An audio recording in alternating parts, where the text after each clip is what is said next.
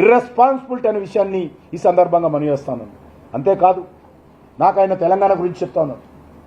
నేను పదవిలో ఉండాలో వద్దో నా సికింద్రాబాద్ ప్రజలు నిర్ణయిస్తారు, నా తెలంగాణ ప్రజలు నిర్ణయిస్తారు. రేవంత్ రెడ్డి గారు నిర్ణయించారు. రేవంత్ రెడ్డి గారి ఆదేశాలతో నేను లేకపోతే దయాదాక్షిణ్యాలతో ముఖ్యమంత్రి ఇక్కడ మంత్రి కాలేదు. నేను అవసరాల కోసం పార్టీ మార్చే బాపత్ కాదు. నేను పార్టీలో చేరింది పట్టుకునేది మొట్టమొదటి జెండా కమలం పువ్వు జెండా, బీజేపీ జెండా. నా చివరి శ్వాస వరకు కూడా అదే జెండా పట్టుకుంటా. నేను అధికారం కోసమో పదవుల కోసమో మరి నేను కూడా పార్టీ మారను. నాకు ఎవరి సర్టిఫికెట్ అవసరం లేదనే విషయాన్ని సందర్భంగా మనవేస్తున్నాను. కుర్చీ బచావ్ అనేది మీ పార్టీ నినాదం. డబ్బులు ఇచ్చి సీట్లు కొనుక్కునేటువంటి సాంప్రదాయం కాంగ్రెస్ పార్టీలో అనేక సంవత్సరాలు కొనసాగిన విషయం. కాంగ్రెస్ పార్టీలో ముఖ్యమంత్రి మార్చడం కోసం మత కళాలు రెచ్చగొట్టినటువంటి అలవాటు బాపతు కాంగ్రెస్ పార్టీ మన హైదరాబాద్లో. అటువంటి పార్టీకి నినాదాలు మాకు అవసరం లేదు. ఈరోజు మనం చేస్తా ఉన్నాను అని నేను బానిసనట. నేను ఎవరికి బానిసని కాదు. నా సికింద్రాబాద్ కాన్స్టిట్యున్సీ ప్రజలకు బానిసను, తెలంగాణ ప్రజలకు బానిసను, నా పార్టీకి బానిసను, నా పార్టీ సిద్ధాంతానికి బానిసను, నేను నా దేశానికి బానిసను. నేను ఎవరికి బానిసను కాదు.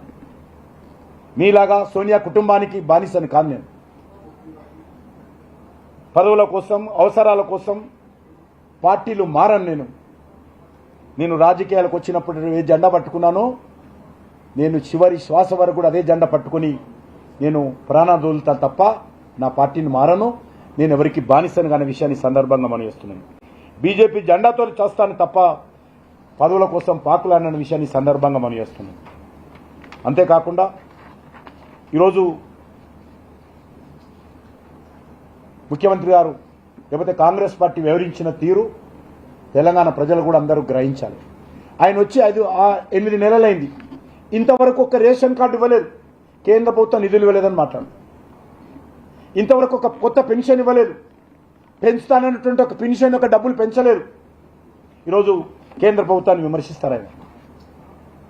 ఈరోజు రైతుల రుణమాఫీ అరకొరగా చేసి తూతూ మంత్రం అనిపించుకున్నాడు తప్ప అది ఎక్కడ కూడా జరగలేదనే విషయాన్ని సందర్భంగా మనవేస్తున్నాం. అంతేకాదు ఈరోజు రాష్ట్రంలో మరి ఆయన అనేక రకాల హామీలు ఇవ్వడం జరిగింది. మహిళలకు సంబంధించినటువంటి 2,500 రూపాయలు, నిరుద్యోగ భృతి 4,000 రూపాయలు, 18 సంవత్సరాలు ఉన్నటువంటి విద్యార్థులకు ఎలక్ట్రికల్ స్క్రూటీ, ఎన్ని హామీలు ఇచ్చారు, ఏమి చేశారు మీరు 8 నెలలుగా? మీరు ఏమి చేయలేదు కాదు. ఈరోజు బడ్జెట్ రాగానే కేంద్ర ప్రభుత్వం అది ఇవ్వలేదని మన అసెంబ్లీ మొత్తం దుర్వినియోగం చేసి రోజంతా కేంద్ర ప్రభుత్వం మీద నిప్పులు పోసి ఢిల్లీలో ధర్నా చేస్తానని చెప్పడానికి మీకు నోరెట్లా వస్తూ ఉంది? మాట్లాడడానికి నోరెట్లా వస్తూ ఉంది? ఈరోజు కాంగ్రెస్ పార్టీ అర్థం చేసుకోవాల్సిన అవసరం ఉంది. తెలంగాణ ప్రజలు గ్రహించాల్సిన అవసరం ఉంది. వచ్చింది 8 నెలలైంది. 8 నెలల్లో ఏ ఒక్క పని చేయలేదు. చేయకుండా ఈరోజు నేను ఢిల్లీకి వెళ్ళాను, 3 సార్లు వెళ్ళాను, వెళ్ళగానే చెక్కులు రాసిస్తారు ఆయనకు. ఇదా సాంప్రదాయం? ఎక్కడ ఉందా అది? ఇవన్నీ ఇస్తున్నాయని కూడా ఈరోజు తెలంగాణకు రావాలని చెప్పినటువంటి అంశాలు. కాబట్టి ఇది మంచి సాంప్రదాయం కాదు. ఈ రకంగా వివరించడం అనేటువంటిది మరి ఈరోజు మంచి విధానం కాదనే విషయాన్ని నేను ఈ సందర్భంగా మనవేస్తున్నాను. వాళ్ళు దీక్ష చేసుకున్నంత మాత్రాన మరి ఈరోజు తెలంగాణకి మేలు జరగదు. ప్రజాస్వామ్య పద్ధతిలో రావాలా, అడగాల, తప్పులేదు. మేము కూడా సహకరిస్తున్నాం. నేను